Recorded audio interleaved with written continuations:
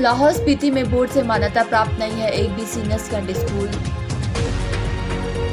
हिमाचल में 13 साल की बच्ची से रेप। 4 दिन बाद खुलेगी शिमला को 24 घंटे पानी देने वाले प्रोजेक्ट के टेंडर। 4 मार्च तक बनेगी वोटिंग लिस्ट। पूर्व मुख्यमंत्री शांता कुमार के भाजपा नेताओं को सब रखने की राय पर मुख्यमंत्री सुखविंदर सिंह सुक्खू ने क्या कहा। देश हित में ना होकर अदानी के हित में काम कर रही है केंद्र सरकार। 2 महीने के कार्यकाल में कांग्रेस सरकार ने ले लिया 2500 करोड़ का कर्ज। जनजातीय जिला लाहौल स्पीति में हिमाचल प्रदेश स्कूल शिक्षा बोर्ड से मान्यता प्राप्त एक भी सीनियर सेकेंडरी स्कूल नहीं है। जिले में 10वीं तक की शिक्षा देने के लिए बोर्ड के पास मात्र एक ही स्कूल पंजीकृत है। जिला कांगड़ा में सबसे अधिक 267 स्कूल पंजीकृत है। इनमें 156 हाई और 111 स्कूल सीनियर सेकेंडरी तक शिक्षा मुहैया करवा रही है। जानकारी के अनुसार हिमाचल प्रदेश स्कूल शिक्षा बोर्ड के पास शैक्षणिक सत्र 2023 और 24 के लिए 1098 सीनियर सेकेंडरी और हाई स्तर के स्कूल पंजीकृत है। इनमें जिला कांगड़ा में सबसे अधिक 267 स्कूल प्रदेश स्कूल शिक्षा बोर्ड के तहत पंजीकृत है। शिमला जिला शिक्षा बोर्ड से प्राप्त स्कूलों की श्रेणी में 30 नंबर पर है। कबायली जिला लाहौल स्पीति बोर्ड से संबंधित प्राप्त एक ही स्कूल पंजीकृत है। यह स्कूल 10वीं तक शिक्षा देता है, जबकि सीनियर सेकेंडरी तक की शिक्षा मुहैया करवाने के लिए प्रदेश स्कूल शिक्षा बोर्ड के पास एक भी स्कूल पंजीकृत नहीं है। किन्नौर जिले में मात्र 12 स्कूल शिक्षा बोर्ड के पास पंजीकृत है। इनमें हाई स्कूल 8 और सीनियर सेकेंडरी स्कूल की संख्या 4 है। शैक्षणिक स्तर 2023 और 24 के लिए प्रदेश स्कूल शिक्षा बोर्ड के पास 198 स्कूल पंजीकृत है। इनमें 659 हाई और 439 स्कूल सेकेंडरी तक की शिक्षा मुहैया करवा रही है। जिला लाहौल स्पीति में एक हाई स्कूल पंजीकृत है। हिमाचल प्रदेश के ऊना जिला में 13 साल की बच्ची दुष्कर्म का शिकार बनी। गगरेट उपमंडल में मामला सामने आया और केस में 65 साल के बुजुर्ग पर आरोप लगे हैं, जिसे गिरफ्तार भी कर लिया गया है। गगरेट थाना में बच्ची के परिजनों ने शिकायत दर्ज कराई है। मेडिकल में रेप की पुष्टि होने पर आरोपी के खिलाफ पोक्सो एक्ट के तहत केस दर्ज कर लिया गया है। एसपी अरजीत सिंह ठाकुर ने बताया कि बच्ची के पेट में लगभग 6 महीने से दर्द था। परिजन इलाज करा रहे थे, लेकिन गुरुवार शाम को फिर से दर्द उठने लगा और जांच कराई गई तो दुष्कर्म होने की बात का खुलासा हुआ। डॉक्टर की खुलासे के बाद परिजनों ने पीड़ित बच्ची से पूछताछ करके मामले की जानकारी ली, जिसमें मकान मालिक द्वारा गंदी हरकत किए जाने की बात सामने आई। एसपी ने बताया कि बच्ची का परिवार किराए पर रहता था। बच्ची ने मां बाप को बताया कि जुलाई 2022 को जब वह बाथरूम में नहा रही थी तो आरोपी बाथरूम का दरवाजा खोलकर बाथरूम में घुस गया। उसने उसके साथ छेड़खानी की और शोर मचाने पर वह डरा धमका कर चला गया और वह बोला अगर इस बारे में किसी को बताया तो जान से मार देगा, जिससे वो काफी डर गई थी। शिमला शहर में 24 घंटे पानी देने के लिए मार्च महीने में कार्य शुरू हो सकता है। शिमला जल प्रबंधन निगम ने शिमला को 24 घंटे पानी की सप्लाई करने के लिए 859 करोड़ रुपए के प्रोजेक्ट के लिए जनवरी महीने में टेंडर कॉल किए हैं। इस महीने की 21 तारीख को इस प्रोजेक्ट के टेंडर खुलने हैं। टेंडर खुलने के बाद टेंडर अवार्ड कराने के लिए वर्ल्ड बैंक और सरकार से अनुमति लेना जरूरी है। सरकार व वर्ल्ड बैंक से अनुमति मिलने के बाद प्रोजेक्ट के टेंडर अवार्ड कर दिए जाएंगे और इस प्रोजेक्ट का काम शुरू हो जाएगा। शिमला जल प्रबंधन निगम के अधिकारियों का कहना है कि इस प्रोजेक्ट के तहत का काम 3 साल के अंदर पूरा कर लिया जाएगा। प्रोजेक्ट के तहत शहर में पानी की सप्लाई 24 घंटे होगी। साथ ही शहर के सभी लोगों के घरों में पर्याप्त प्रेशर में पानी आएगा। पानी की पुरानी पाइपों को भी बदल दिया जाएगा और शहर में पानी की लीकेज को भी समाप्त किया जाएगा। जल प्रबंधन निगम के अधिकारियों का कहना है कि शहर में पानी की लीकेज के 2 कारण हैं।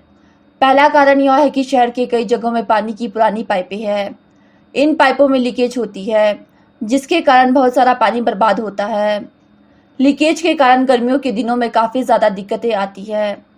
दूसरा कारण लोगों की लापरवाही है। ऐसे में इस प्रोजेक्ट के तहत पानी की लीकेज रोकने पर विशेष रूप से फोकस किया जाएगा। अधिकारियों का कहना है कि इस प्रोजेक्ट के तहत ऑटोमेटिक प्रणाली के तहत लोगों के घरों में पानी की सप्लाई आएगी।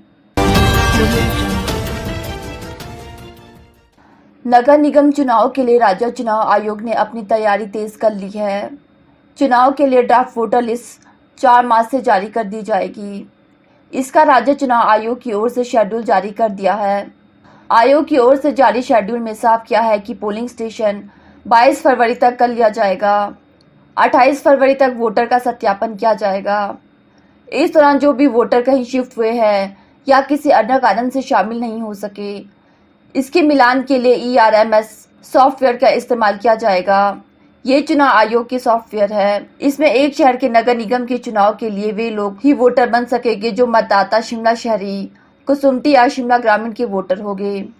वह ही नगर निगम चुनाव के लिए पात्र वोटर माने जाएंगे। इसके अलावा अन्य सभी के नाम वोटर की सॉफ्टवेयर में ही कट जाएंगे। जिला प्रशासन की ओर से ड्राफ्ट वोटर को 4 मार्च को जारी किया जाएगा। इसके जारी होने के बाद लोग अपना वोट बनाने के दावे और वोटर लिस्ट में शामिल गलत वोटों को कटवाने का दावा कर सकेंगे। एक व्यक्ति के एक से ज्यादा वोट होने पर अधिकारियों को जवाब देना होगा। नया सिस्टम लागू होने के बाद किसी भी वोटर का वोट एक से ज्यादा वार्ड में नहीं होना चाहिए। इसके लिए चुनाव अधिकारी को गंभीरता से काम करना होगा। किसी का भी नाम दूसरा होने पर कट जाएगा। इसके बावजूद यदि लोगों के वोटर लिस्ट में 2 नाम होते हैं तो इसके लिए संबंधित अधिकारी को जिम्मेवारी होगी। राज्य चुनाव आयोग की ओर से जारी सिस्टम में ERO की अनुमति के बगैर किसी का नाम नहीं काटा जा सकेगा। लोगों की ओर से भले ही आवेदन किया हो, लेकिन बिना अनुमति के किसी का नाम काटा नहीं जा सकेगा। कर्ज को लेकर सत्ता पक्ष और विपक्ष आमने सामने है। विपक्ष लगातार सत्ता पक्ष पर हमलावर है, जिसको लेकर भाजपा के वरिष्ठ नेता एवं पूर्व मुख्यमंत्री शांता कुमार ने भाजपा नेताओं को सब्र रखने की राय दी। इसको लेकर मुख्यमंत्री सुखविंदर सिंह सुक्खू ने कहा कि शांता कुमार सुलझे हुए नेता है। ऐसे में भाजपा को उनकी सलाह जरूर माननी चाहिए। और जहां तक बात विकास की है तो खराब आर्थिक स्थिति के बावजूद प्रदेश के विकास को रुकने नहीं दिया जाएगा। वो भी एग्जॉस्ट हो चुकी है। हमें बार बार अनुरोध करना पड़ता है। विकास के कार्यों में हम कोई रोड़ा नहीं अटकने देंगे, लेकिन कुछ हम व्यवस्था में परिवर्तन करके अपनी अर्थव्यवस्था को मजबूत करेंगे। बहुत बहुत धन्यवाद। सर, भाजपा को जो अपने वरिष्ठ नेता की सलाह पर गौर करना चाहिए, उन्होंने कहा कि अभी समय नहीं है विरोध करने का। नहीं, शांता कुमार जी जब वरिष्ठ नेता है, वो प्रदेश के मुख्यमंत्री भी रहे हैं। जीवन का अनुभव और ज्ञान उनके पास है और उन्होंने केंद्र में भी मंत्रिमंडल के रूप में कई ऐसे कार्य किए हैं जिसे जनता आज भी याद करती है। तो भारतीय जनता पार्टी के नेताओं को खुद ही समझ होनी चाहिए। बहुत बहुत अडानी समूह को लेकर हिटनबर्ग की रिपोर्ट के बाद कांग्रेस पार्टी लगातार मोदी सरकार पर हमलावर है। कांग्रेस ने आरोप लगाया है कि केंद्र सरकार मामले को लेकर चुप्पी साधे हुई है और जांच नहीं कर रही। अडानी की आय इस तरह से बढ़ना सवाल खड़े करती है। आखिर मोदी सरकार जांच से क्यों भाग रही है, इसकी सच्चाई लोगों को पता चलनी चाहिए। यह बयान आज शिमला में अखिल भारतीय कांग्रेस कमेटी के राष्ट्रीय प्रवक्ता अखिलेश प्रताप सिंह ने पत्रकार वार्ता के दौरान कही। अखिलेश प्रताप सिंह ने कहा कि अडानी 2014 में वे 609वें स्थान से दूसरे स्थान पर आ गए। हिटनबर्ग की रिपोर्ट के बाद जो तथ्य सामने निकल कर आए हैं, उसके बाद राहुल गांधी ने सदन में भी जांच की मांग उठाई, लेकिन पीएम ने चर्चा के जवाब में इस पर एक शब्द नहीं बोले। आगे बढ़े हैं जितनी तेजी से और सरकार जितनी तत्परता और तन्मयता से इनके आगे नतमस्तक है। सरकार सरेंडर बहादुर है दिल्ली में। अडानी साहब के आगे जो हमारी दिल्ली की सरकार वो सरेंडर है। एक आदमी इतना बढ़ा जो 2014 में 609वें पायदान पे था, 15-20 और इसी तरह उद्योगपति बना दिए होते अडानी मोदी जी, तो देश का बहुत बड़ा भला हो जाता, देश की इकोनॉमी पे भी भला होता। जिस युग में कोरोना पीरियड में पूरे हिंदुस्तान के सबकी इनकम घटी, सबका कारोबार घटा, उस युग में इनका सैकड़ों गुना कारोबार, इनका वेल्थ बढ़ी। तो ये पूरी सरकार आम आदमी पार्टी की, आम आदमी की न होकर के, आम जन की न होकर के, ये सिर्फ अडानी जी की जो बन के रह गई है। और इस सरकार ने कान में तेल डाल रखा है, सुनती नहीं है। इसीलिए हम लोग पूरे हिंदुस्तान में आज आपके माध्यम से जनता को बताने आए हैं कि ये सरकार जनता के लिए नहीं है, ये सरकार अडानी जी के लिए काम कर रही है। साहब जो है म्यूट मोड में है और अडानी जी जो है लूट मोड में है। वो म्यूट है, ये लूट है। तो दोनों लोगों का ये नेक्सस चल रहा है और देश की इकोनॉमी और देश के गरीब लोगों का सबसे विश्वसनीय जगह है LIC। कितना लाख हजारों करोड़ का नुकसान हुआ लोगों का, हमारे बैंक्स कोलैप्स करने की स्थिति में पहुंच गए। तो ये जो चल रहा है ये देश हित में नहीं है, ये सिर्फ मोदी साहब अपने हित में कर रहे हैं